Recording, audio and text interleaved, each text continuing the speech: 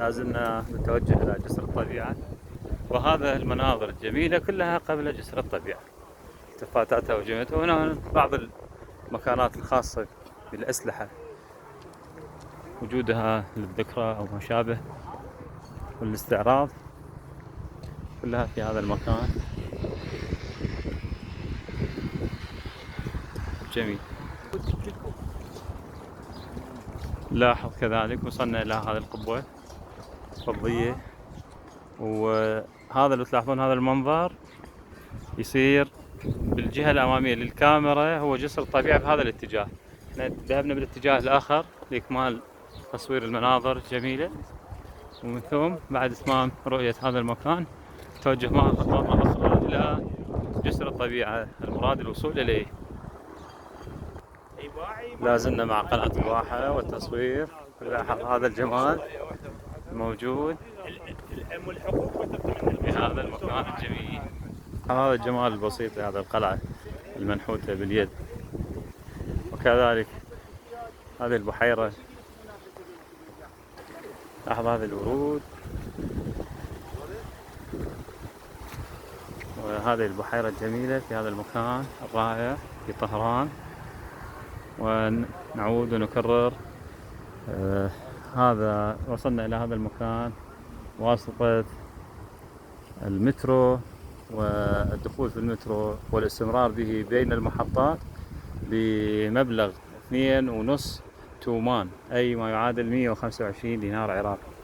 فعليكم معرفة هذه المكانات الجميلة والوصول إليها بدون كلف، لا 1,000,000 تومان ولا 800 تومان ولا 40,000 دينار عراقي.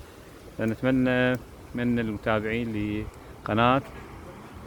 لقناة الواحة الانتباه والاستفادة من هذه الفيديوهات الواقعية والطبيعية. السلام عليكم ورحمة الله وبركاته. من قناة الواحة نعود من قناة الواحة إليكم من جديد، كما تشاهدون الطبيعة هنا خلابة جميلة جدا، نسيم الهواء وبأقل كلفة كما شاهدتمونا في الفيديوهات السابقة. والآن نحن قريبون جدا من جسر الطبيعة، وها هنا النافورة والمكان، وبأقل كلفة اللي هي 125 دينار عراقي. إكمال المناظر من هذا المكان الجميل، الأخطاط متقطعة. تأكيد. لاحظ حرية الحركة، وجود العوائل، وجود الشابات، الأطفال، الشباب، شكل جميل. وخلف هذه البناية الكبيرة اللي من الزجاج تلاحظون هنا الجبل مع الثلوج، لكن بسبب تأثير هاي المنطقة بقليل من الغبار ما جاي يبين بشكل واضح. هذه المدرجات العملاقة شبهنا بسور وكنا احنا بالصين بالتبت والمكانات الأخرى.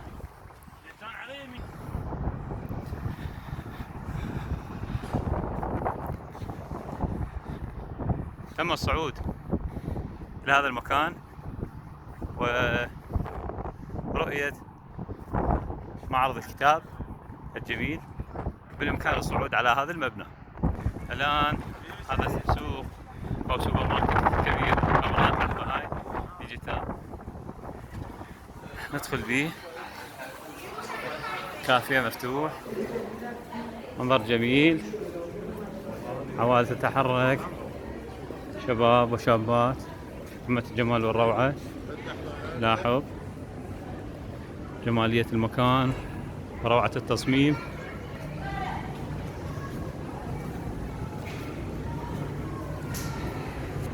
جميل هنا، شوف الطلاب قاعدين جاي يقرون بشكل جميل، علاقات جميلة في هذا المكان قمة الروعة. نتمنى يكون في كل البلدان وبالخصوص في العراق. ونلاحظ جمال المكان وروعته، مكان للألعاب الأطفال.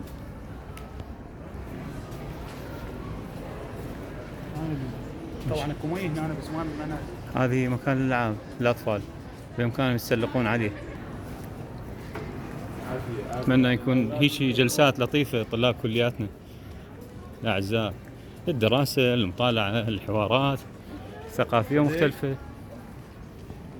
لاحظ هنا مكان العاب الاطفال، ها ابنك يحب شلون توزيعه جميل بشكل لطيف، روعه. شوف الطلاب، هنيئا لكم.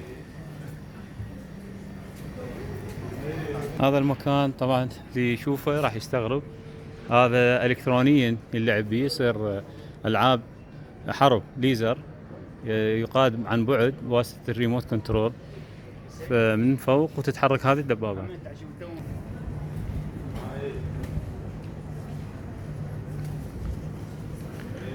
لطيف. اخوان شوفوا التنظيم، شوفوا الاهتمام. هاي الطلاب اللي جالسين جاي يقرون بشكل مباشر، يسعون للتطور والعلم في مكان حر ومفتوح وكله بالطبيعة، جميل جدا. لو تلاحظون هنا هذا المكان ألعاب للأطفال، أمين، متنوع، جميل. ممكن واحد يحافظ على أطفاله بكل رحابة صدر، مكان مناسب وجمال وذوق. أستاذ عمار، شو تقول قناة الواحة؟ هذا المكان حلو؟ شنو الميزة مالته أستاذ عمار؟ شلون المكان هذا؟ جميل؟ روعة؟ شلون؟ هاي قشندة.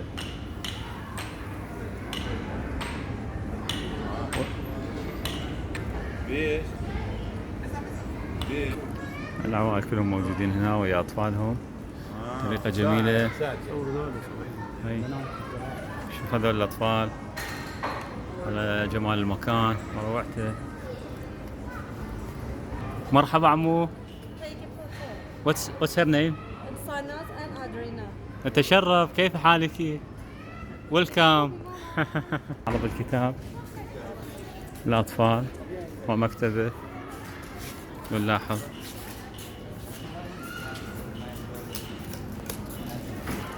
بعد النزول في هذا المكان يوجد مصعد للرجوع بكل سهولة، ونلاحظ كبر المكتبة وجمالها، تنوعها مختلفة للأطفال. هنيئا لهم، وإن شاء الله يا رب العالمين يرزقنا بهكذا مكان.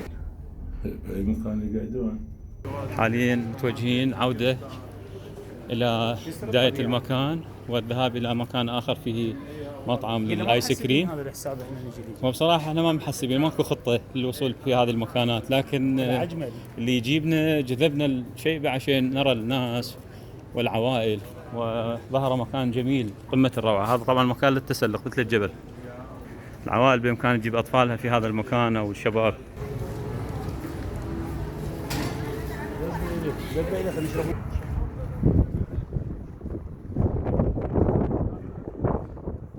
نلاحظ جمال المنظر اللي جينا من يمه، والاتجاه الآخر اللي هو اتجاه التصوير يوجد جزر الطبيعة اللي احنا بعدنا ما شايفينه، بس اليوم هسه صار هواء قوي. راح دخول إلى معرض الكتاب حسب ما شفناه. كتاب بالضبط، معرض الكتاب. نلاحظ مطاعم، مكان بكثرة للقراءة المطالعة. يعني شو يقول اونلاين هذا الكورس مالت